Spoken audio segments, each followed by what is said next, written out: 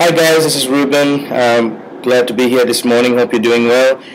Look, I just want to continue from last week. I spoke about in part one about positioning yourself for success, and today I just want to speak about the second part of that.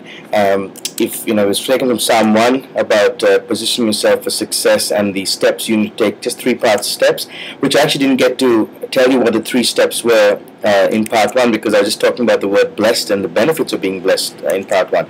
Let me just recap very quickly of what we've talked about. Part one of the series, Positioning Yourself for Success, we talked about from Psalm 1 verses 1 to 3 what it means to be blessed. Let me just read Psalm 1 verses 1 to 3 again very quickly. I'm reading from the Amplified.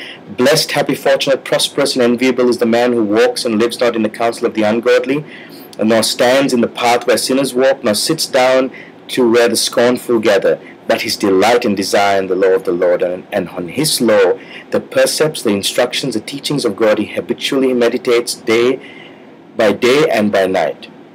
And he shall be like a tree planted firmly by the streams of water, ready to bring forth its fruit in its season. Its leaf also shall not fade or wither, and everything he does shall prosper and come to maturity. Now, I want to go through some things today about the positioning that you're in. I'm going to quickly recap on last week as well. It's a little bit longer video than or audio or text, depending on which one you're going to be reading or looking at. I've actually got an audio download if you don't have time to watch this, if you want to put it in the car, on your iPod or on your iPhone or whichever way. But I really ask you to take time to listen to what the Lord's really shown me through this, because it will bless you.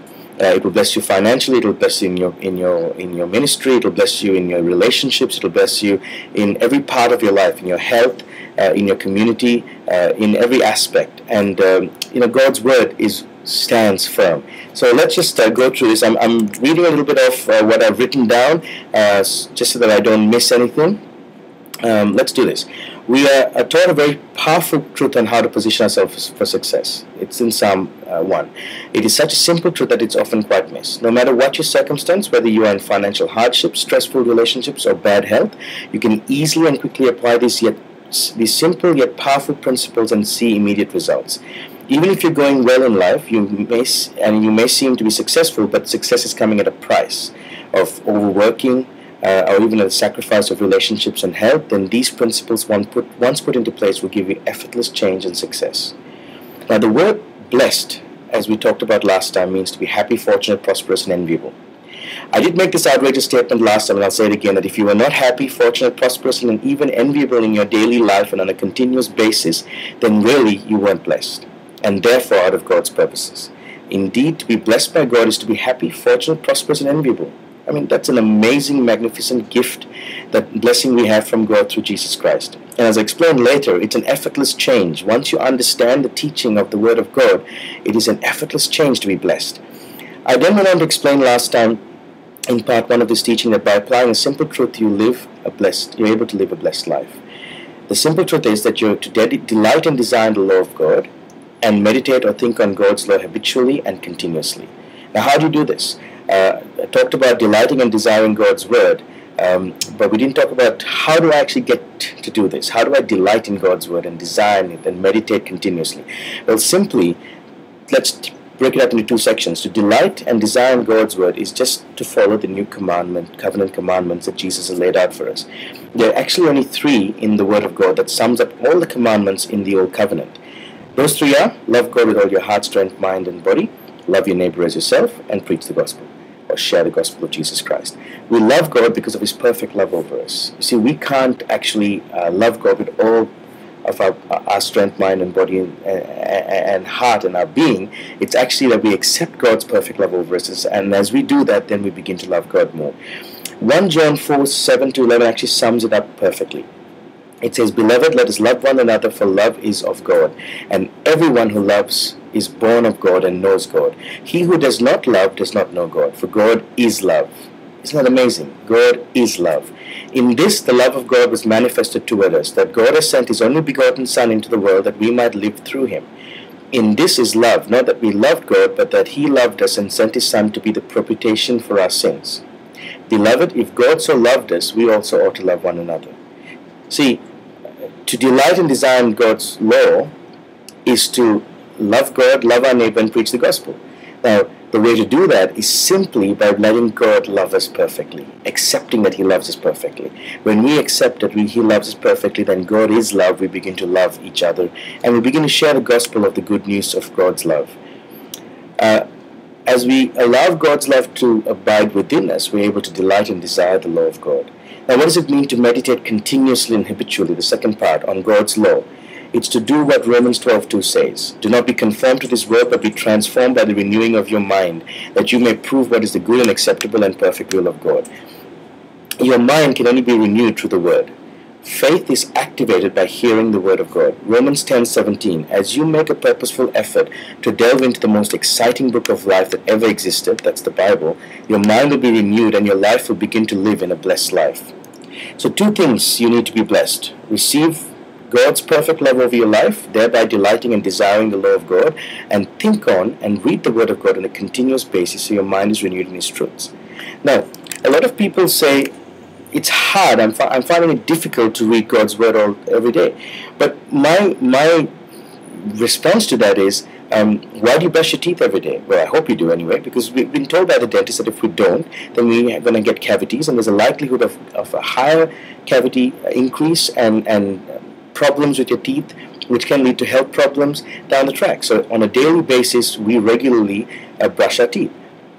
We don't like doing it. If we don't have to do it, we don't do it, but it's become a habit, so we do it. I do it every day without thinking. I do it twice a day without thinking. Reading the Word of God should become like that. If we could spend just 5 minutes a day, 10 minutes, half an hour, delving into God's Word. I do that every day. You know, there was a time when my bookshelf fell down because I love reading books, and the Lord said to me, go back to the Word of God. And I went back to the Word of God because it has life in it. And I read at least 4 chapters every day, and I'm not telling you to do that, but I glean something from that. I get something from my life. In fact, just yesterday I was asking God for an answer to the problem that I had, read the Bible, and there it was, in black and white. Literally, between the lines, the answer to what I needed. And over again in my business, my health, my relationships. So you can't say, I don't have time to read the Bible. You can't afford not to read the Bible. Okay? But let's go back. I'm just digressing a little bit. I also mentioned in part 1 of this teaching that on positioning yourself for success, that the benefits of being blessed as follows. There's 4 benefits that Psalm 1 verses 1 to 3 talk about. Total confidence. Actually, verse 3 I should say. So you'll have total confidence. It says you shall be planted firmly in the flowing river of contentment. There shall be no lack nor wavering. No fear. Being planted by the river brings no fear of being burnt by the heat of hardships, economic crisis, relationships, or health issues. It's actually in Jeremiah that talks about that. Fruitfulness of being planted by the river of God. You'll always be generating an income, have great relationships, and great health. Your life will not be determined by the external environment of the world, but rather by where your roots are planted firmly in the river. And fourthly, vitality. Your leaves will always be green. They will not fade. Strength will be in you all the days of your life. Look, today I'd like to share with you 3 positions that Psalm 1 verse 1 instructs us to take as positions of success. Please bear with me as I explain this in the Word of God, because I believe this one understanding of the 3 positions we can take can massively change the way we look at things and how we access God's blessings upon our life. In fact, verse 1 of Psalm 1 instructs us what positions not to take. But the book of Ephesians instructs us on the positions to take. So, let's thank God for the Bible. Let's remember that the Bible always comments and confirms itself. It's the most reliable commentary I've ever found. What are the 3 positions we are to take? Psalm 1 tells us how we're not to sit, walk, or stand. And Ephesians tells us how we are to sit, walk, and stand in order to be blessed. Now, Ephesians 1:3 states that we are blessed with all spiritual blessings in heavenly places in Christ Jesus. That's that blessed word again. And there's a source of our blessing, Jesus Christ, our Lord and Savior. Amen? The new covenant allows us to be blessed through Jesus Christ. We are blessed with all spiritual blessings in heavenly places in Christ Jesus. Do you know that the word blessed in Scripture is from the root Greek word, I'm not even trying to pronounce it, which means to invoke a benediction upon and to prosper.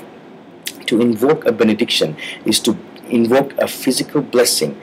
That blessing is what the Lord gives us.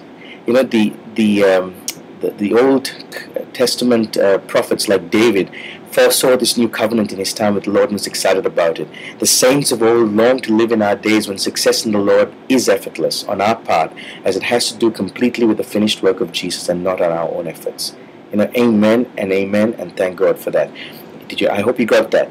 Success in Christ, in all that we do, not just spiritually, but in our physical life as well, has nothing to do with our effort. It is completely on the finished work of Jesus. What I'm trying to say here, beloved, is that we don't have to work to be blessed, but rather we are blessed with all blessings through Christ. Our only effort on our part is to believe on Jesus and His promises. I hope you got that. To believe is to have faith. Unbelief is what keeps us out of the benefits of being blessed. So, what are the three positions we're to take up in the position to be successful? We talk about sitting, walking, and standing. What does that mean? How to sit? Psalm 1 verse 1 says, "Don't sit with scoffers and mockers, but those who don't give honor to God, don't sit with them. Don't hang around such company." There is a saying, who you hang around with is who you become. So how we sit is very important. That's about our identity. Ephesians 1:20 says, we are to recognize that through Christ, we are seated with Him in the heavenly realms. Your identity is secured in the position He has graciously allocated you through His blood. If you identify and secure who you are as a child of God, then regardless of your position in the world, regardless of your failures and successes, your attitude in life will not be determined by these things, but rather grounded in the Word of God. Being seated in heavenly places puts the devil under your feet, as you have a heavenly viewpoint advantage. Isn't that amazing? You have a heavenly viewpoint advantage. So it says how we sit is about our identity, and not to sit with the wrong company, but to understand and believe that we are already in Christ seated in heavenly places. Secondly, the second position is how we walk. How we walk. Psalm 1:1 says, "Don't walk in the advice and the counsel of the ungodly.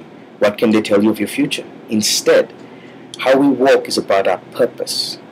Instead, Ephesians tells us to walk, lead a life worthy of the divine calling to which you have been called, which is Ephesians 4:1. Ephesians 5:2 also says to walk in love, esteeming and delighting in one another as Christ loved us and gave Himself for us, a slain offering and sacrifice to God for you, so that it became a sweet fragrance. Ephesians 5:8 tells us to walk as children of light. And finally, Ephesians 5:15 says, "Look carefully then how you walk. Live purposefully and worthily and accurately, not as the wise and witless, but as not as the unwise and witless, but as wise, sensible, intelligent people." Amen. So our walk, therefore, is to walk in our purpose and not in the advice of the world. To walk in our purpose is to walk in our calling that God has called us after. To walk in love to one another, to walk as an example of being a child of the light, and to walk and live with purpose and on purpose. That's exciting. We talked about two positions so far. First one is how we sit, which is our identity. Second one is how we walk, which is our purpose. If we understand these two, then we are blessed. We can take up a position of blessing. The third position is how we stand. Psalm 1 verse 1 says, "Don't stand in the path of evildoers and sinners. You're likely to get run over with evil, sin, and the pleasure of this world that leads to destruction." It's not that God doesn't want us to have fun, but certain pleasures that we think are pleasurable lead to destruction, and we know that through the evidence of history. Psalm 1 verse 1 says, how we stand is important with our blessing. This talks about our fight for victory. Ephesians 6:11-14 tells us to stand against the wiles of the devil, take on a position of war that would battle this age of present evil, so that God's love can invade the earth through us and touch every person on this earth, giving them a chance to hear the gospel of the good news. Amen? So to position yourself for success is to be on the winning side. Does it take effort? Absolutely. Yes, it does. Faith without works is dead. But it doesn't take our good works. Our effort is to simply believe. It's to make the Word of God our reality above the world.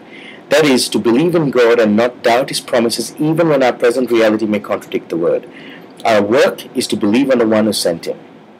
Jesus answered and said, "This is the work of God, that you believe in Him who He sent." John 6:29. How we sit, walk, and stand will play a significant role on what we believe on, and in turn play a significant role on our success in being blessed. Remember, blessed is being happy, fortunate, prosperous, and enviable, which in turn gives us the benefits of total confidence, no fear, fruitfulness, and vitality. Who wouldn't want that? I hope you're getting what this message is trying to convey. Rather than waiting for the benefits before you start being happy, feel fortunate, and being fruitful, instead, as you believe that God has blessed you, and you are blessed, and you click into this and take on a position of success, you will see the benefits arising. Psalm 1 verse 3 says, "And you shall be like a tree planted firmly and tended by the streams of water, ready to bring forth its fruit in its season. Your leaves shall not fade or wither, and everything you do shall prosper and come to maturity." Wow. Have you ever started something that didn't finish. You didn't never got to finish. Didn't come to maturity. Well, when you're in God, you're planted by a river, and it doesn't matter what the season is, you will always be bringing forth fruit, and whatever you do shall prosper and come to maturity. Remember what I said in part 1 of this message, guys. Romans 10:17 states that faith comes by hearing, and hearing the word of God. It then goes on further to say that faith without action is dead. So therefore, you've just heard the word. This will either produce or agree with your faith.